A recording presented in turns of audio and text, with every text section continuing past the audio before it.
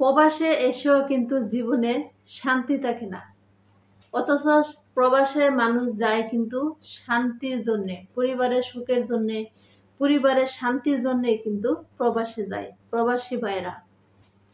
সেই প্রবাসে যাওয়ার পরেও কিন্তু জীবনে শান্তি মেলে না। কেন শান্তি মেলে না জানেন? শান্তি মেলে না এই জন্য যে শান্তিটা কিভাবে মিলবে, সারাদিন যখন তারা পরের কাজ করে রুমে আসে তখন হচ্ছে স্ত্রী দেয় ফোন, মা দেয় ফোন, সবাই ফোন দেয়। ফোন দেওয়ার ফলে অনেকে কিন্তু অনেক রকমের অভিযোগ করে থাকে। সেই অভিযোগ শুনতে শুনতেই কিন্তু বেচারা রান্না বাড়া খাওয়া টাওয়া সব কিন্তু তার বন্ধ হয়ে যায়। প্রবাস জীবনে যারা যায় তাদের সত্যি কথা বলতে গেলে তাদের একটা মনের সুখ বলে কি জিনিস সেটা কিন্তু তারা জানে না। সেই জিনিসটা কিন্তু তারা হারিয়ে ফেলে। মনের যে একটা আনন্দ, মনের যে একটা সুখ শান্তি সেটা কিন্তু তাদের কখনোই থাকে না। তারা যদি ইচ্ছে করে যে আমি একটা জিনিস করব বা খাবো বা এই সুন্দর একটা জিনিস আমার মন চাইছে সেটা আমি কিনবো, সেই জিনিসটাও কিন্তু তারা পারে না। কেন পারে না জানেন? মাস শেষে বেতন পেয়ে কিন্তু তারা চিন্তা করে যে আজকে যদি আমি এই জিনিসটা কিনে ফেলি বা এই জিনিসটা আমি খেয়ে ফেলি তাহলে তো আমার বাড়িতে হচ্ছে টাকা যাবে মাস শেষে কম। যখন আমি মাস শেষে টাকা কম দিব তখন আমার বাড়িতে বাবা মার সংসার কিভাবে চলবে বা আমার বাচ্চাদের খরচ কিভাবে আসবে, কোথা থেকে আসবে, বা আমার স্ত্রী বা কিভাবে চলবে। অথচ বাংলাদেশে কিন্তু যারা আছে মা বাবা ভাই বোন আত্মীয় স্বজন স্ত্রী ছেলে সন্তান মেয়ে সন্তান সবাই কিন্তু খুব দিব্যিয়ে চলে, খুব আনন্দে উল্লাসে কিন্তু তাদের দিনটা যায়। আর যে নাকি দিন রাত পরিশ্রম করে টাকা ইনকাম করে তার দিনটা কিন্তু অনেক কষ্টেতে যায়। তার মনে এমন একটু আনন্দও কিন্তু থাকে না। সারাদিন কাজ করার পরে বাসায় আসার পরে কিন্তু খাওয়ার টাইমে অনেক নানান ধরনের অভিযোগ ফোনে চলে আসে। তখন শান্তি করে যে কয়টা ভাত খাবে সেই সুযোগটা কিন্তু প্রবাসীদের থাকে না। একটা জিনিস মন চাইলেও কিন্তু তারা কিনে খায় না। সুন্দর একটা জিনিস কিনতে মনে চাইলেও কিন্তু সেটা কিনে পড়ে না।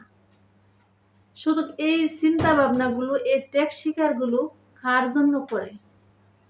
একমাত্র পরিবারের সুখের জন্য করে। কিন্তু সেই পরিবারে কিন্তু প্রবাসীরা মনগুলো বুঝতে পারে না। তারা শুধু একটাই বুঝতে পারে, টাকার অঙ্কটা। টাকার অঙ্কটা কোন মাসে বড় করে আসবে, কোন মাসে বেশি আসবে, সেই হিসাবটা কিন্তু তারা ঠিকই রাখে। একটা হিসাব কেন রাখতে পারে না? যে প্রবাসী যারা থাকে তাদের মনে কিন্তু অনেকটাই কষ্ট। কারণ তার এখানে কোনো মা থাকে না, ভাই থাকে না, বোন থাকে না, কোনো আত্মীয় স্বজন সেখানে থাকে না।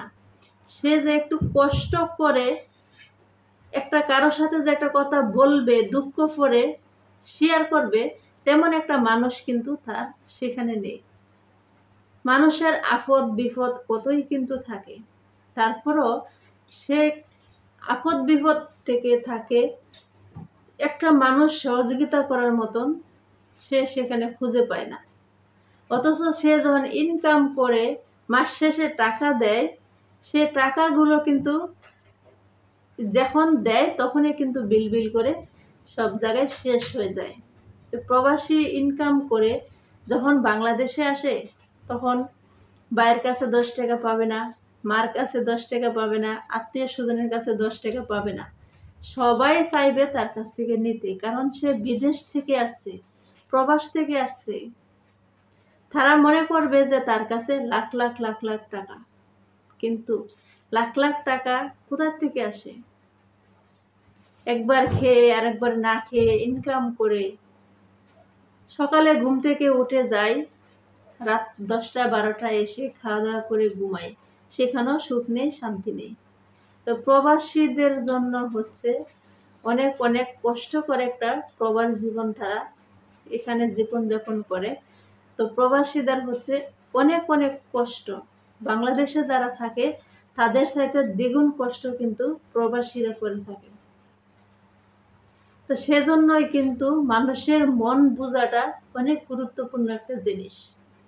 যেদিন মানুষের মনটা বুঝতে পারবেন, সেদিন আপনি একটা সত্যিকারের মানুষ হতে পারবেন।